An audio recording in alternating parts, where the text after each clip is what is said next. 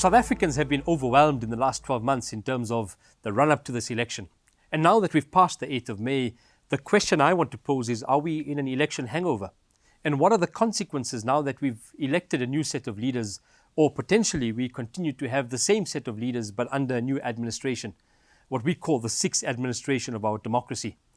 And it's always opportune in times like this to be able to reflect on not necessarily the election, but the consequences in terms of how do we build on from the election. And so I want to touch on 5 critical areas that I think a broad segment of societal stakeholders need to focus on from a South Africa perspective.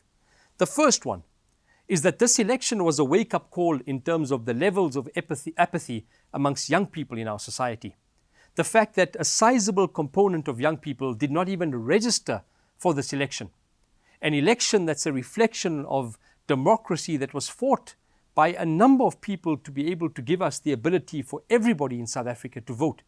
And so how do we get young people to be a lot more engaged from a civic perspective? How do we get young people to be a lot more connected in terms of their role and responsibility in society? And for me, I think the important thing is to question, why is it that young people did not come out and exercise their democratic right to vote?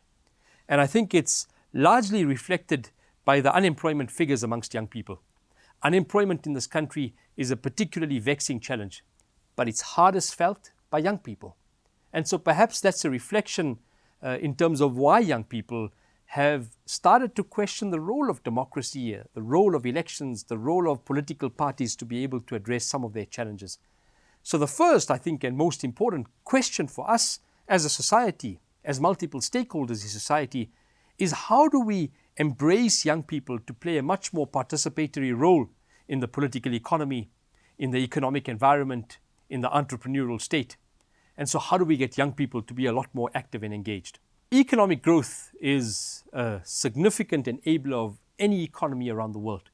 And so post-election, it's important that we start to look at how do we start to stimulate economic growth. We've got anemic economic growth from a country perspective. An election all of a sudden does not solve the economic challenges that we have.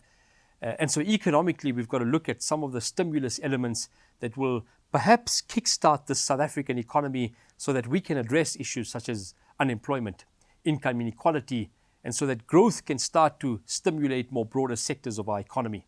How do we perhaps think of kickstarting this economy now that we've got a new political environment? The first one is the President has spoken about attracting international investment. International investment has been particularly wary because of political uncertainty, because of policy uncertainty.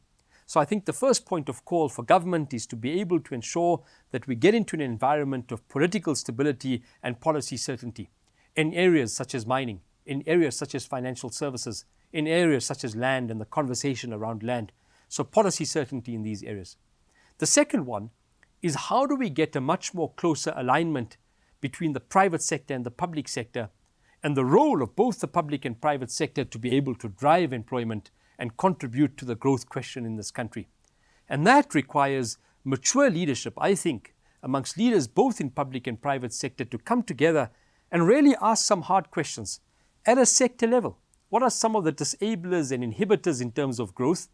And how do we deal with those? And what's the requisite role and responsibility of leaders in both the public and private sector? And adjunct to that question, what are some of the stimulators and some of the enablers to be able to stimulate and drive economic growth? And for me, I think we mustn't have an esoteric conversation, but a real conversation at a sector level in terms of who are the multiple actors. What is the role and responsibility of these multiple stakeholders, from labor to civil society to big business to small and medium enterprises to academia to the role of unemployed youth in this country, to come together and ask these hard questions around simulating the economy and enabling it. So that's the second. Another factor that we've got to look at is the fact that we in this digital economy, what the World Economic Forum calls the fourth industrial revolution.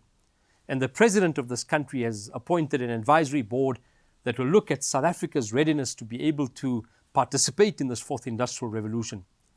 It's an opportunity for us to be able to look at what is the role of the digital environment in the public sector to be able to address issues of service delivery. How can digital start to play a role in terms of creating efficiencies in the public sector? Number two, how do we find ways in which we can utilize digital to open up economic opportunities for small and medium enterprises, both from a country perspective, but also perhaps in the region of SADC? Number three, how do we create the requisite training and education that's needed to be able to empower the type of environment and society that we need to open up skills and opportunities for young people to participate in this digital economy? And then lastly, and perhaps most importantly, is how do we amplify the role of South Africa as a regional hub in terms of its attractiveness from a digital economy perspective? And so I think it's opportune that we move into this period around understanding and questioning and reflecting of South Africa's role in the digital economy, but then taking some tough choices. And these choices have to be taken with some trade-off by multiple actors in terms of what am I going to do in terms of contributing to positioning South Africa as a key player in this fourth industrial revolution. Now that we have a new political leadership, both at an executive level and also at a parliamentary level, the question is, what does that mean for citizens in this country? What does it mean for business? And what does it mean for individuals who work in different sectors and environments? I think the first is that we've become a very headline-driven society in South Africa. The dominant discourse, the narrative, is often what the media speaks about on a day-to-day basis. For me, it's about how do we step away from that and start to think about how do we, as individuals, as citizens, and as people who work or are part of a society, how do we play a much more active contributory role in terms of some of the systemic challenges that we have from a societal perspective? I think we as South Africans have too much of an emphasis in terms of political leadership, which, yes, has an important role to play. But political leadership must also be coupled with civic leadership. It also must be coupled with the role of an individual and the role of organizations in terms of the society that we want to create. And so my question is, how do we get to an environment where we start to have the tough questions and the tough conversations and ask the right questions around what is the role of individuals in this country? What is the role of organizations in this country to be able to address some of the systemic challenges that we have?